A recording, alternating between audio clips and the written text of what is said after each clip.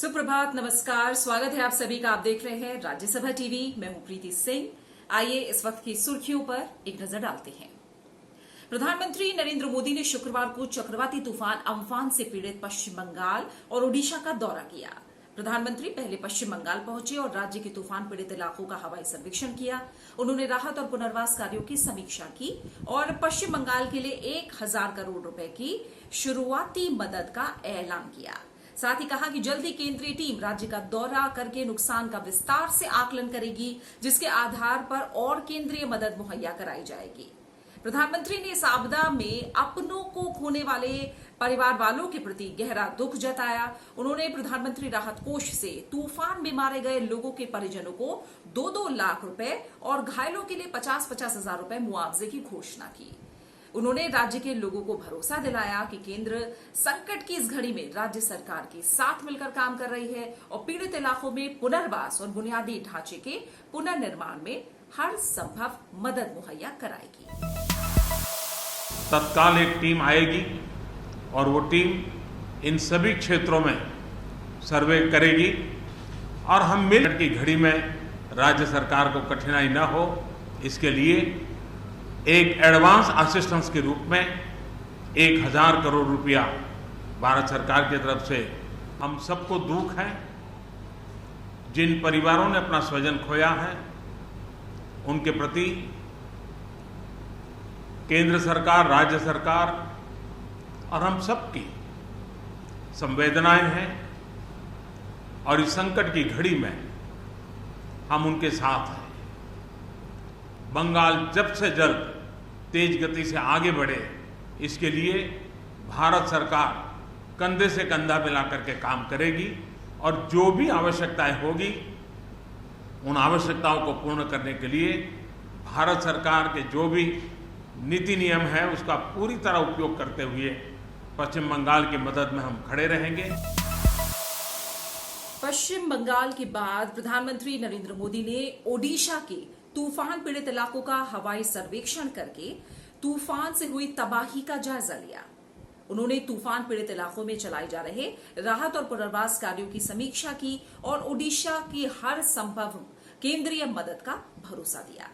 उन्होंने ओडिशा के लिए 500 करोड़ रुपए की शुरुआती मदद का ऐलान किया है। साथ ही मृतकों के परिजनों के लिए 2-2 लाख रुपए और घायलों के लिए 50-50 हजार रुपए मुआवजे की भी घोषणा की। अम्फान से ओडिशा के तटीय इलाकों में कृषि समेत बुनियादी ढांचे को नुकसान पहुंचा है। एनडीआरएफ समेत केंद्रीय एजेंसियां स्थानीय प्रशासन के साथ मिलकर राहत और बचाव के काम में जुटी हुई हैं। गांव तक नागरिकों को क्या करना है ऐसे संकट के समय, इसकी भली भांति जानकारी होने के कारण यहां जीवन बचाने में बहुत बड़ी सफलता मिली है। राज्य सरकार ने भी विस्तार से मेरे सामने सारी बातें रखी हैं। यहाँ की सरकार की व्यवस्था की तरफ से बहुत ही जल्द उसका आकलन करके रिपोर्ट भारत सरकार को मिलेगी। भारत सरकार की टीम भी तत्काल यहाँ पहुँचेगी और पूरी परिस्थिति का रिव्यू कर करके लंबे समय के लिए रिलीफ हो, रिस्टोर करने की बात हो, रिहेबिलिटेशन की बात हो, इन सारी चीज़ों को प्राथमिकता देते हुए काम आगे बढ़ाया जाएगा। भारत सरकार की तरफ से 500 करोड़ रुपया एडवांस व्यवस्था के रूप में देने का हमने निर्णय किया है। रिजर्व बैंक ऑफ इंडिया ने शुक्रवार को नीतिगत दरों में 40 बेसिस पॉइंट्स की कटौती का ऐलान किया। इसके बाद repo rate 4%, marginal standing facility rate और बैंक रेट 4.25% और रिवर्स रेपो रेट 3.35% पर आ गए हैं। इसके साथ ही रिजर्व बैंक ने टर्म लोन पर मोरेटोरियम को 31 अगस्त तक बढ़ा दिया है। पहले ये सुविधा 31 मई को खत्म हो रही थी। आयात और निर्यात को बढ़ावा देने के लिए आरबीआई ने प्री और पोस्ट शिपमेंट पीरियड को 1 साल बढ़ाकर 15 महीने कर दिया है। साथ ही विदेशी मुद्रा की जरूरतों को पूरा करने के लिए एक्सिम बैंक को 15,000 करोड़ रुपए का कर्ज मुहैया कराया जा रहा है। देश की आर्थिक स्थिति के बारे में अनुमान लगाते हुए आरबीआई गवर्नर शक्तिकांत दास ने कहा कि कोविड-19 की वजह से विकास दर के नेगेटिव टेरिटरी में जाने की आशंका है। हालांकि उन्होंने विश्वास जताया कि इस वित्तीय वर्ष की दूसरी छमाही में आर्थिक गतिविधियों में तेजी देखी जा सकती है। रेलवे ने 12 मई से शुरू की गई 15 जोड़ी स्पेशल ट्रेनों में रिजर्वेशन और बुकिंग की प्रक्रिया में बदलाव किए हैं। अब यात्री इन ट्रेनों में 30 दिन पहले टिकट खरीद सकते हैं। इन ट्रेनों में तत्काल बुकिंग की सेवा नहीं होगी। आरएसी और वेटिंग टिकट भी जारी किए जाएंगे, लेकिन यात्री वेटिंग टिकट के आधार पर सफर नहीं कर सकेंगे। कंफर्म टिकट के लिए पहला चार्ट ट्रेन छूटने के 4 घंटे पहले और दूसरा चार्ट 2 घंटे पहले बाद जारी किया जाएगा। टिकट आईआरसीटीसी की वेबसाइट के अलावा मान्यता प्राप्त एजेंटों और केंद्रों से खरीदे जा सकते हैं। बुकिंग की ये सुविधा 24 मई से शुरू होगी, जिसके तहत 31 मई या उससे आगे की ट्रेनों में रिजर्वेशन लिया जा सकेगा। केंद्रीय गृह मंत्रालय ने कोविड-19 के मद्देनजर लगाई गई वीजा और यात्रा पाबंदियों में ढील दी है। सरकार ने विदेशों में फंसे कुछ श्रेणियों के ओवरसीज सिटीजन ऑफ इंडिया यानी ओसीआई कार्ड धारकों को भारत वापस आने की अनुमति दी है। इनमें ऐसे ओसीआई कार्ड धारक शामिल हैं जो परिवार में मृत्यु जैसी आपात स्थितियों में भारत आना चाहते हैं।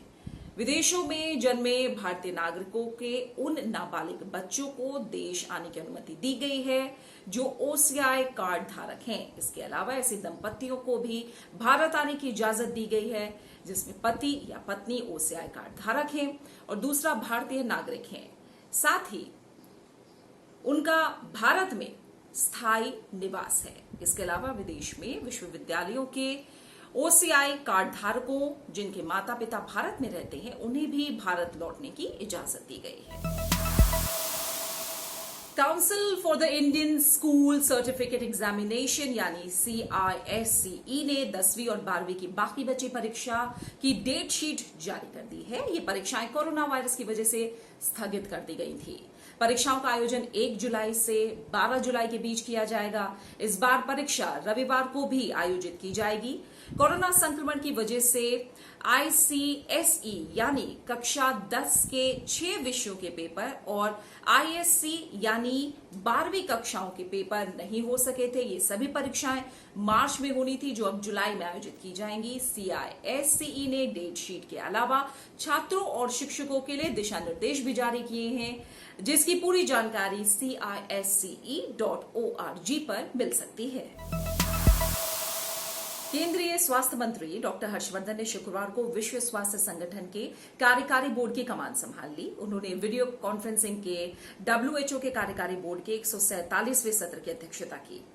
इस मौके पर डॉक्टर हर्षवर्धन ने कहा कि उन्हें पता है कि ये ऐसे समय में वो पदभार संभाल रहे हैं जब दुनिया कोरोना महामारी के कारण वैश्विक संकट से गुजर रही है।